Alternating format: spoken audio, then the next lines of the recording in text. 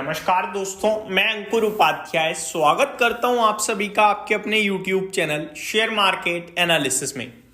दोस्तों, आज सैटरडे है, बाजार बंद है, लेकिन कंपनियां काम कर रही हैं, बैंक खुली हुई हैं और बैंकों के आज क्वार्टरली नंबर्स भी आ रहे हैं।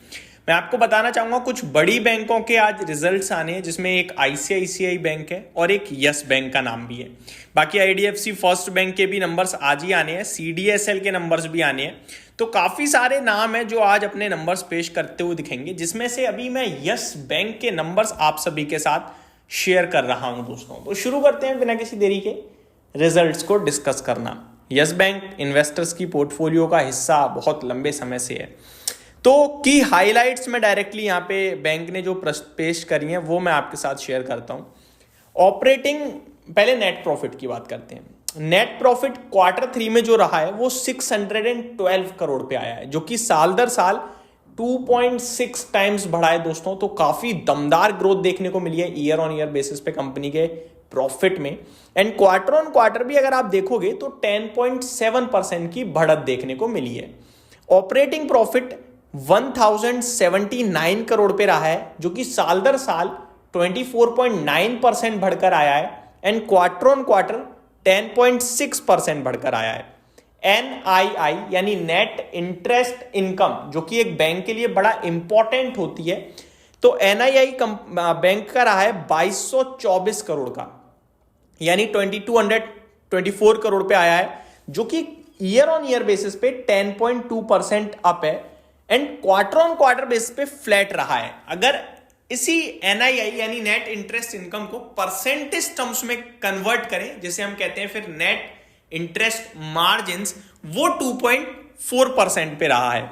और साल दर साल जैसा कि मैंने आपको बताया फ्लैट रहा है क्वार्टर ऑन क्वार्टर एंड साल दर साल NII फ्लैट रहा है पूरी तरीके से, ठीक है जी। सॉरी, NIMs और NII साल दर साल 10.2% बढ़कर आया है।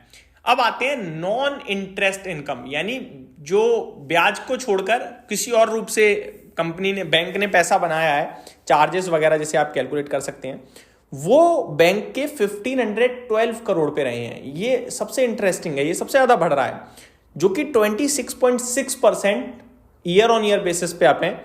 एंड क्वार्टर ऑन क्वार्टर 7.5% बढ़कर आए हैं। तो बैंक तो कहीं और से ही पैसा ज्यादा बना रही है भाई साहब।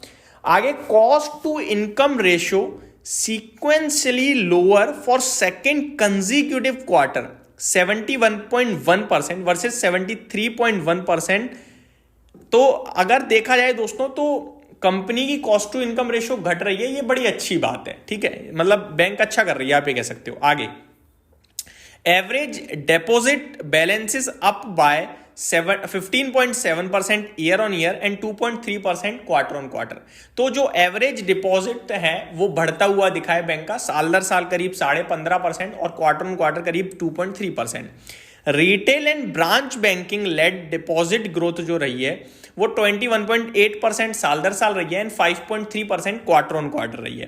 कासा रेशो यानी कि credit current account and saving accounts जो होते हैं उनका अगर आप मिक्स करें तो 33.1% पे आया है, जो कि 340 बेसिस पॉइंट साल दर साल ऊपर है। दैट मीन्स आप कह सकते हो 3.4% अप है ईयर ऑन ईयर बेसिस पे। And quarter on quarter 110 basis up है। दैट मीन्स आप कह सकते हो 1.1%। तो ये भी अच्छी बात है।